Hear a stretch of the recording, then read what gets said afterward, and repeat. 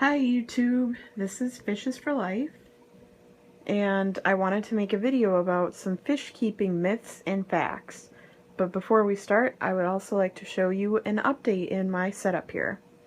If you remember my introduction to my fish video, you would have noted that there was just like one aquarium here that was just Sapphire's tank, and now there's two. That is because I got a new betta fish recently. This is Athena, and she's a female half-moon betta. And what's even more, like, the reason I got her is she is like almost identical to Plasma. I got Plasma at Petco, but I got Athena at PetSmart, and for whatever reason they look like identical, so I just couldn't resist. She has a very, very cute personality. She's very social and very happy. So she has a 2.5 gallon tank, and I put black sand in hers. And she's next to Sapphire here. They don't see each other and they don't flare at each other. Sapphire really isn't that aggressive since his cancer. Like, he used to flare even at me sometimes, but now he doesn't flare at anything. But he's doing pretty good. He's still eating, he's still pretty social. There was one day where his colors started to fade, and I thought, oh no, like, it's the end, but I did put a little Malefics in the tank, and that kind of brought his color back. But other than that, I'm not really actively treating him because there's not much I can do for cancer. And please ignore the phone ringing in the background. Alright, so I wanted to do some fish keeping myths and facts. One of the biggest myths out there is that fish are inexpensive pets. Completely wrong. Fish keeping is a very expensive hobby to get yourself involved into. So if it is something you are going to do, just know that it's something that you will end up spending a lot of money and time on. And it's definitely not a decision to be taken lightly. Fish do require many supplies in order to keep them healthy and happy. Pretty much just like any other pet. You know, just like a dog, cat, rabbit, whatever. Like, any pet you get is going to require certain things that you need to keep them healthy and happy. And it's no different with fish.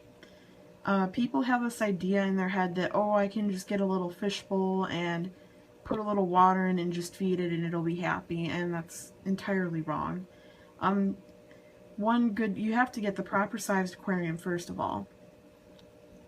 Then you also will probably need a filter and a heater depending on whether or not you have a tropical fish, and plants, decorations, substrate, and depending on the size of your tank you may also need a gravel vacuum as well as food and water conditioner. A lot of these things can add up in price, especially depending on the size of the tank you're getting. I have two 10-gallon tanks and two 2.5-gallon tanks, and have been fortunate enough that I could afford everything I need for them.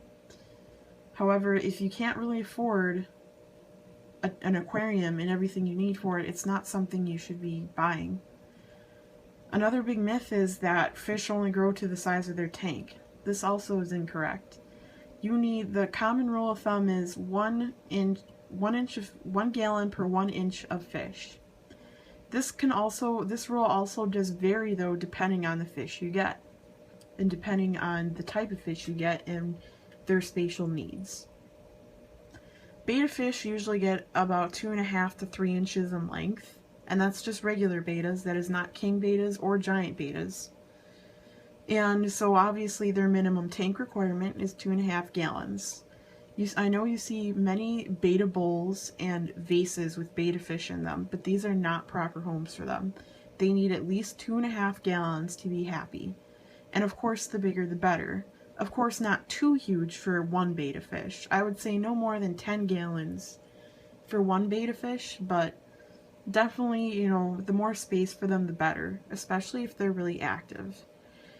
Athena and Sapphire are happy in their 2.5 gallons. Sapphire's not, he's not super active, but he still remains curious and likes to swim around. This is good behavior. A lot of betas that you see in bowls or cups usually are just floating in one spot, and that's usually because, for one, they're probably bored because there's nothing in that tank that gives them any decoration or hiding spot. And two, there's just no room for them to swim around and explore. Beta fish need this to be happy. And as you can see with my beta fish Hydra here, he has a 10-gallon to himself, and that's because he's very, very active.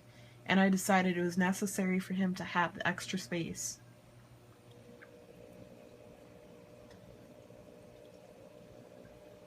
Another beta fish, or not beta fish specifically, another fish keeping myth is that if your fish gets sick, you can't do anything about it.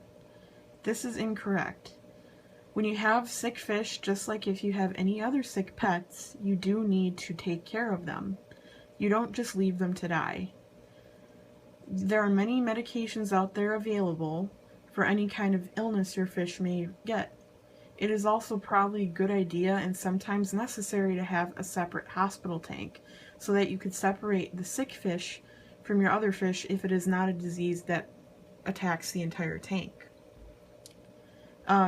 There's many ways you can look up the kind of illness your fish has. Usually there's many things online that show common aquarium disease or books you could buy on this as well. Some aquarium stores will even let you take your fish into the store and they can diagnose them for you if they're a really good, reputable source. Of course, you're going to get the times where your fish is sick with something and you don't know what it is.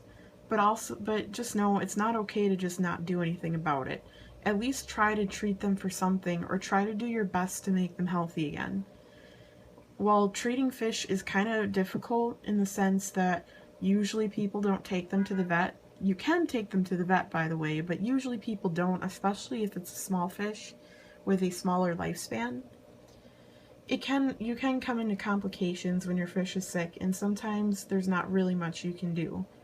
But, you know, it's just worth it to try your best and to educate yourself as much as possible and at least try, because it's kind of cruel to let your fish, or any pet for that matter, just die of an illness and not do anything about it. If your fish does have a type of illness that may be impossible or very hard to cure, you can also humanely euthanize them. There is a medication called Finquel that does this, or you could also buy pure clove oil as a way to do this. This is basically an anesthetic overdose, which is the same thing they use when you put down a dog or a cat. For example, my beta fish Sapphire, there's really not much of anything you can do to treat cancer in fish, so I decided that if it gets to the point where he's suffering, I'm just going to humanely euthanize him. But never just let them deteriorate away, because that's not right.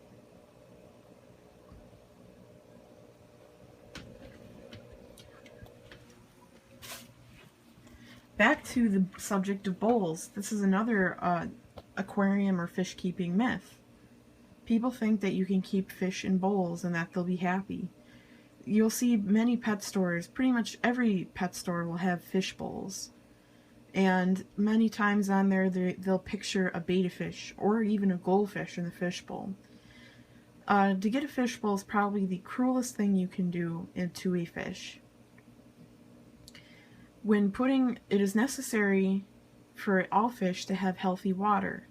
And the way that the water gets to a healthy level is through a process called the nitrogen cycle.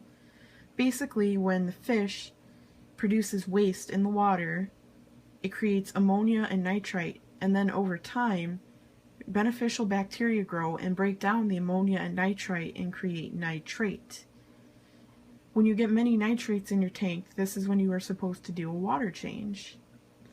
The reason this is a problem with fish bowls is many fish bowls are too small, and the shape of them does not provide enough surface area for beneficial bacteria to grow, and they are also too small for many beneficial bacteria to grow. This usually leads to high ammonia spikes, and then the fish dies of ammonia poisoning, which, by the way, is not a slow and pleasant death. Usually they bleed from the inside out. It's a very painful, unpleasant way for the fish to die, and it's also a slow way for the fish to die. Never buy a fishbowl.